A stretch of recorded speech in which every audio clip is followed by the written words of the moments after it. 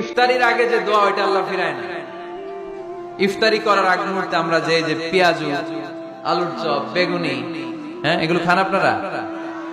এই যে সাজায় রাখা হয় ডিজাইন করে, এইগুলো রেখে যখন দোয়া করেন এই দোয়াটা আল্লাহ শুনে ফেলে। আল্লাহ বলে, কিরে ফেরেশতারা, ঘটনা কি? এত খাবার কেন? আল্লাহ রোজা রাখছে, কি চায়? আল্লাহ ক্ষমা চায়। তো খায় না যে তৃষ্ণার, তো আল্লাহ আপনার ভয়। আমার দেখছে না, আল্লাহ আপনারা দেখে নাই। জান্নাত দেখে নাই, আমার জাহান্নাম দেখেছে আল্লাহ কিন্তু জানে। তারপরে ফেরেশতাদের মুখ থেকে বের করা হবে। সুবহানাল্লাহ পড়ে।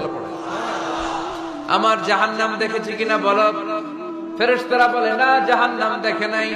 আমার জান্নাত দেখেছে কিনা বলো। জান্নাতও দেখে নাই, কিছুই দেখে নাই, আপনারেও দেখে নাই। আল্লাহ আবার খুশি হয়ে যাবে।